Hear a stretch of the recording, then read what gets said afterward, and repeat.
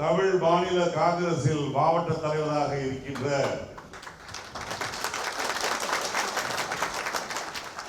முனிரத்னம் அவர்களுடைய தலைமையில்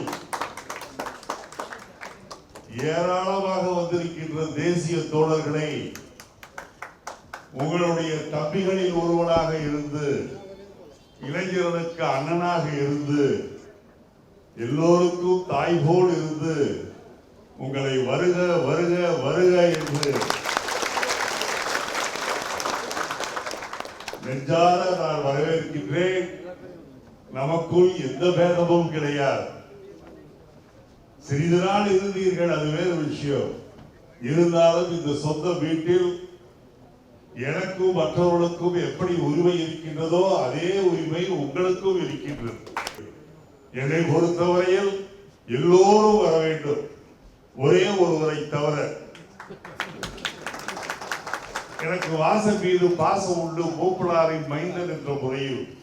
ஆனால் அந்த பாசம் என்பது பாரதிய ஜனதா கட்சியோடு பேச்சுவார்த்தை நடத்தினார் என்று 2 நாட்களுக்கு முன்பு எனக்கு அந்த செய்தி வந்தபோது, காந்தி மகானை கொன்றவர்கள், பெருந்தலைவர் காமராஜரை கொலை செய்ய முயற்சி செய்த மூதாதையர்களை கொண்ட அந்த பாரதிய ஜனதா கட்சியில் போய் வாசல் பேசுகின்றாரே என்ற வருத்தம் நான் துடித்து போனேன்.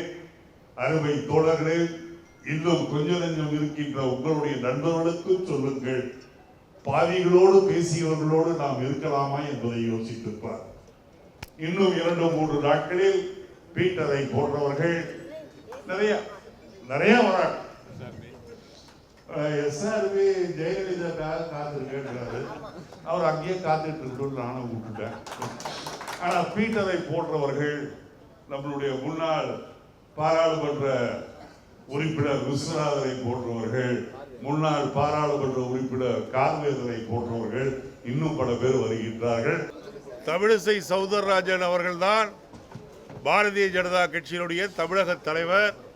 அவர் நேற்று முன்தினம் எல்லா தொலைக்காட்சிகளிலும் சொன்னார், தமாகவை சேர்ந்தவர்கள் எங்களோடு வந்து பேசிக் கொண்டு இருக்கின்றார்கள் என்று சொன்னார்.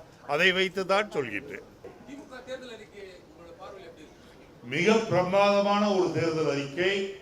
குறிப்பாக சொல்ல வேண்டும் என்று சொன்னால், மாணவர்கள் கல்வி கடனை ரத்து செய்வோம், விவசாயிகளுடைய கடனை ரத்து செய்வோம், ஆவின் பால் 7 ரூபாய்க்கு கொடுப்போம் என்பது போன்ற மிக பிரமாதமான திட்டங்களை அறிவித்திருக்கின்றார்கள்.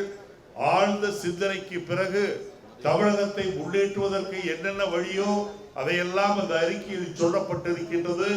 மதுவிலக்கை ஒழிப்போம் என்று சொல்லி இருக்கின்றார்கள். என்னை பொறுத்தவரையில் இதுவரை வந்த தேர்தல் அறிக்கைகளில் திராவிட முன்னேற்ற கழகத்தினுடைய தேர்தல் அறிக்கை தான் மிகச்சிறந்த தேர்தல் அறிக்கை என்று சொல்ல விரும்புகின்றேன். அதே போல சொல்றாங்க, இன்னைக்கு தேசிய முற்போக்கு திராவிட கழகம் கேப்டன் கட்டுப்பாட்டில் இல்லை, எங்கள் அண்ணி கட்டுப்பாட்டில் இருக்கிறது என்று சொன்ன அவருக்கு நான் சொல்கிறேன், நான் இந்த நிமிஷம் வரை என் அன்பு கணவர்